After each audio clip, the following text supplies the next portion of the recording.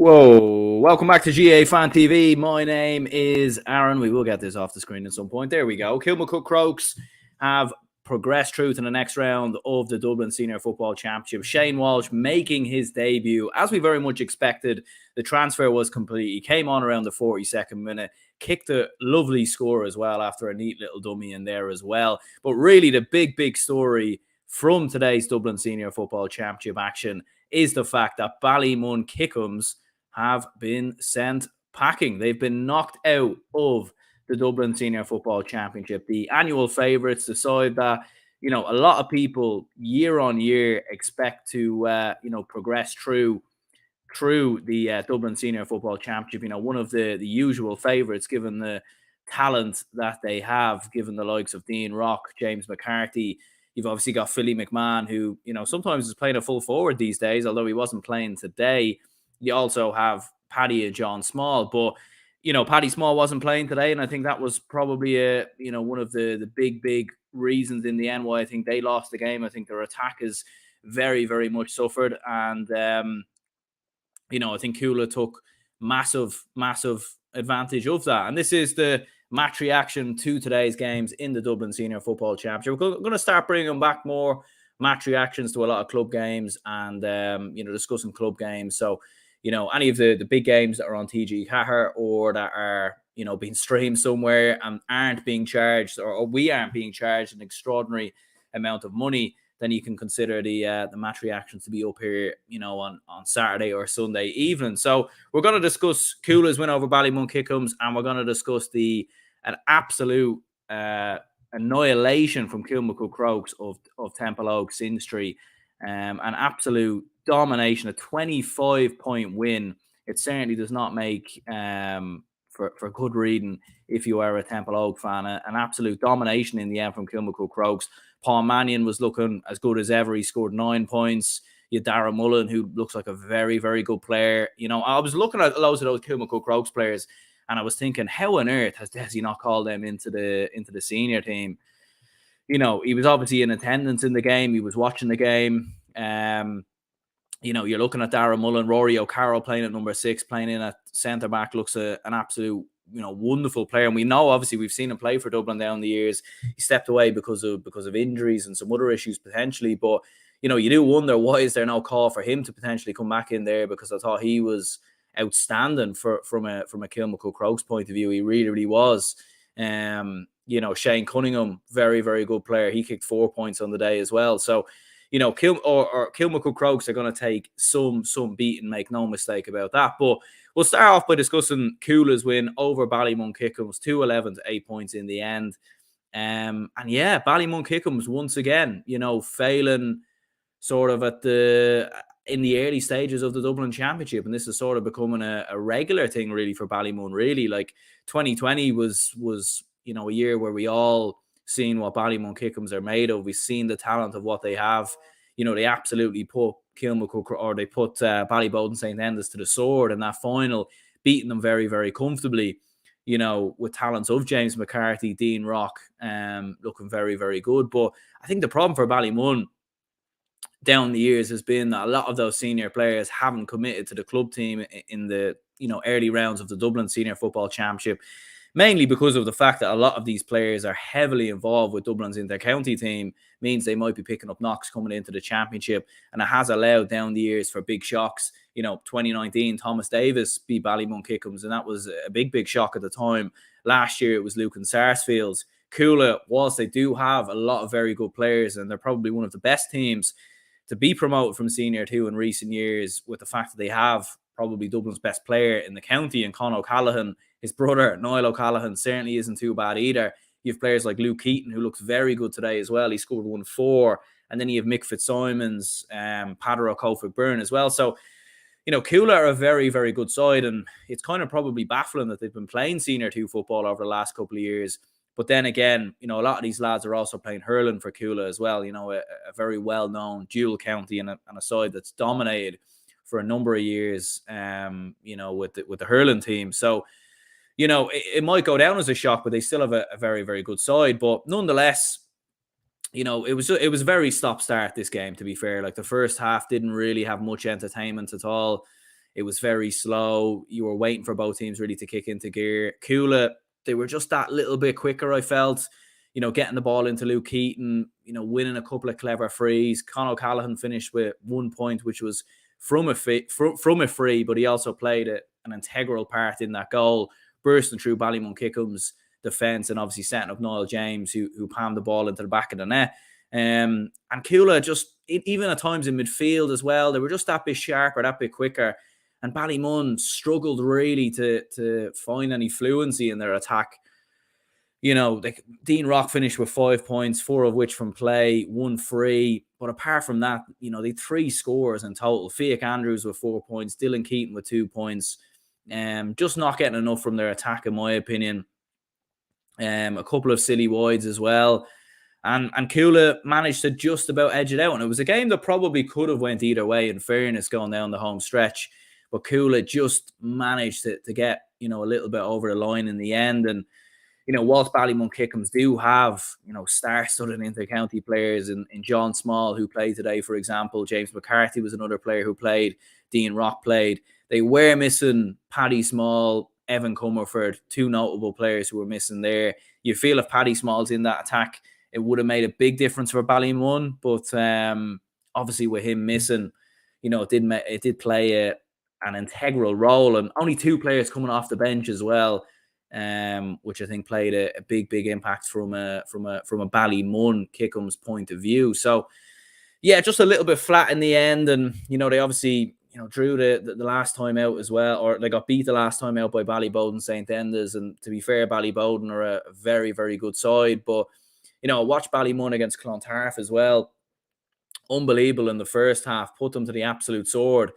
And then just sort of, the wheels really fell off in the second. And Clontarf were actually quite unlucky to probably not come away with anything in that game. So disappointment from a Ballymun Kickhams point of view. But Coola, they're looking very good. And look, they are playing Kilmacud Crokes in the next game.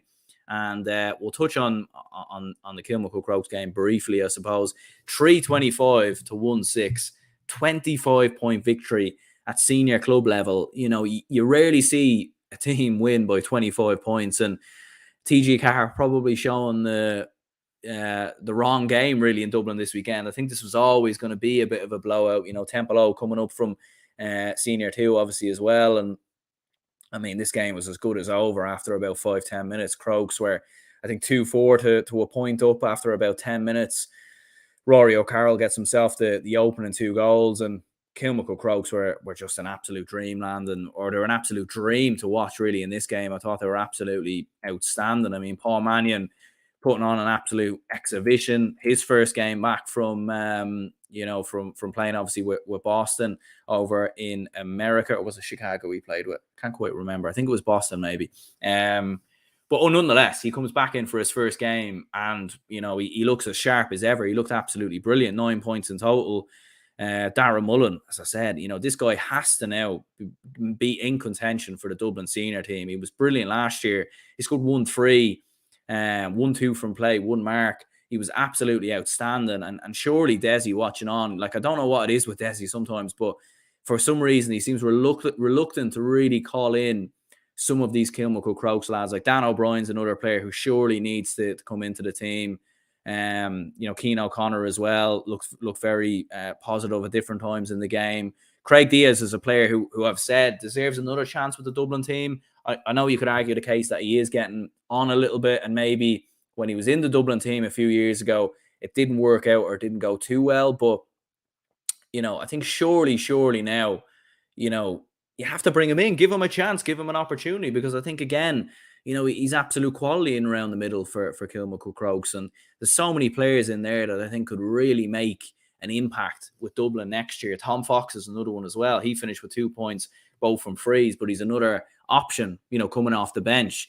One of Dublin's Achilles heels this year, and one of the reasons why they got relegated, I think, was a lack of options in the bench, a lack of players to come on and make an impact. So, but yeah, I mean, Temple Oak, look, to be fair, I haven't seen too much of them play this year now, to be perfectly honest. They weren't great, were they? They really weren't. I mean, there was no real lack of marking, really. I felt that they weren't really putting any pressure on Kilmacud Crokes when they were in the attack. You know, a lot of their players, Darren Mullen, Paul Mannion, Shane Cunningham, they almost had free goals really at goal. Like there was no one closing them down. There was no one tracking them down, tracking them back. It was very comfortable for Kilmacud Crokes, in fairness, to get opportunities off and to score very routine scores, you'd have to say. So that'll be a little bit disappointing from their point of view. But, you know, Noel Scully with 2 points there, Lorcan O'Dell on the score sheet as well, Jerry Vickery with 1-1. So, you know, I think at the end of the day, they'll look back and think it's definitely a learning curve. And I don't think they'll be the last team to be on the receiving end of a bit of a battering from Kilmacud Crokes. Let's be honest. You know, they look very, very good. And Shane Walsh, as we said, a player we haven't even mentioned about Kilmacud Crokes yet, makes his debut on the 42nd minute. He settled Paul Mannion for a score. Brilliant to see them two linking up together.